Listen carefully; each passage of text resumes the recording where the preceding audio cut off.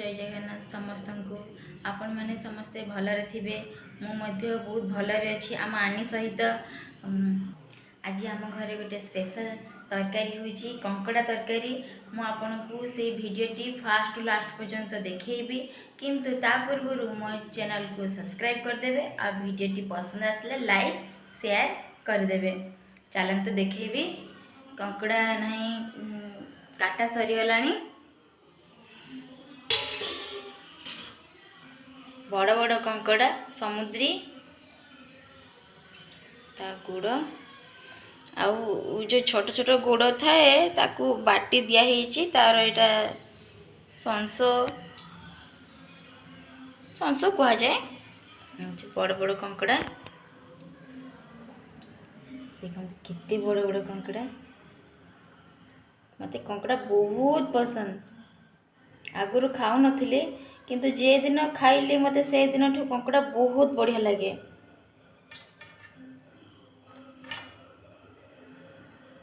रंधा लाले आपन को देखिए ही आसलानी अदा रसुण मसला दबा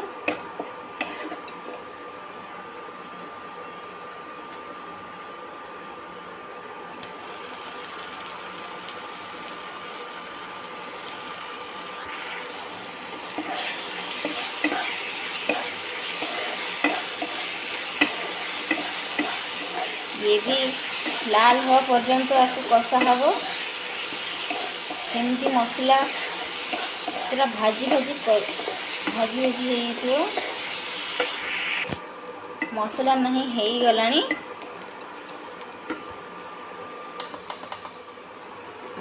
ता पूर्व मु प्रस्तुत करके रखी हलदी लंका गुंड जीरा गुंड से पानी की पकईदबा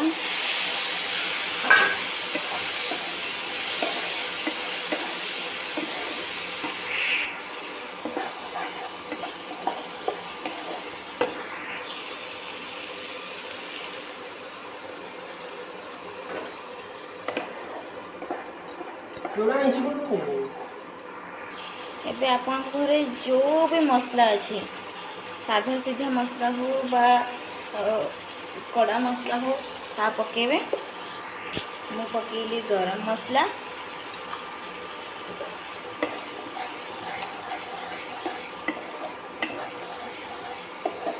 मसलाटी पूरा कषि आसिलानी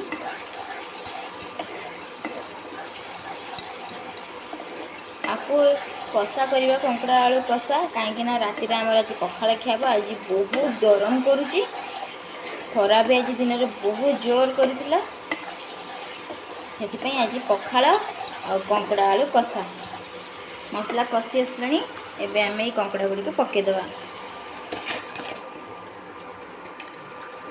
तार गोड़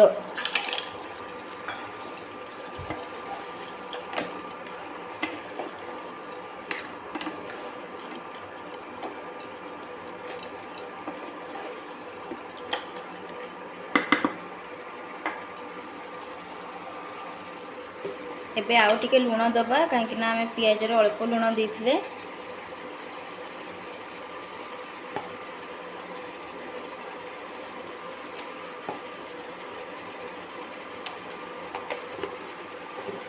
आलू भी पकई और किसी लेंबू पकेबी भल फ्लेवर आसो गले देके किसी समय रखीदबा एबे ढांका मारिदबा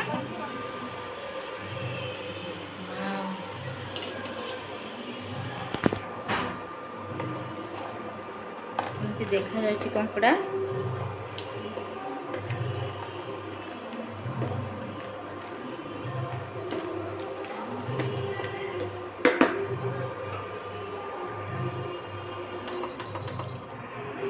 एबे ये कंकड़ार छोट छोट गोड़ को बाटिकी संस जो बाहर कराई से पकेबा धीरे धीरे करके कहीं तले किछि खदड़ा अंश थाए देखेबे आपन केमती ये देखंतु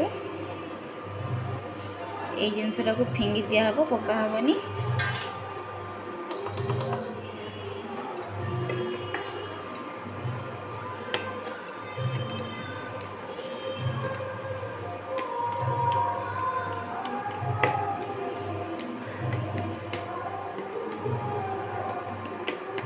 कलर बहुत बढ़िया आसी।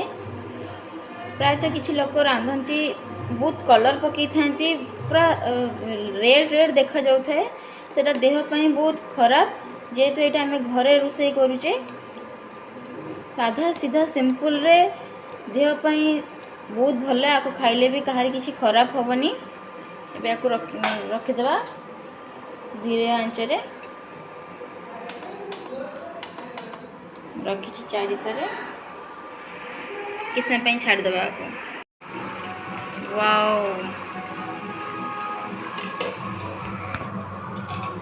ये हूँ कंकड़ार झोल जे कि भात सहित खायापी बहुत भल हम। किंतु आमे तो सब पखाला खाइबा ना से आमर तो कंकड़ा कषा दरकार। ये झोल को मारिबा एबे मारिया पर्यंत रखिबा।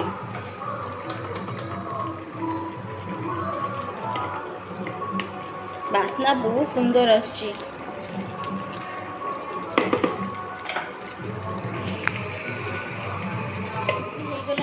एबे छोट छोट खंड करके मु क्षीर बतरे देची। से बतरला परे ताकू चकटी के मुझे खायापी दिए ताकू बहुत भल लगे रोटी खायापी। एबे देखिए आमर तो तरकारी तरकारी पानी मरी ना आहरी मर। मुझे कंचा लंका आनी पर पकेबी। कंचा लंका तरकारी पकई खाइबा बहुत भल लगे सुखिला लंका ठारू आटा देहपाई भी बहुत भल। ढांकीदेवा पानी मरता।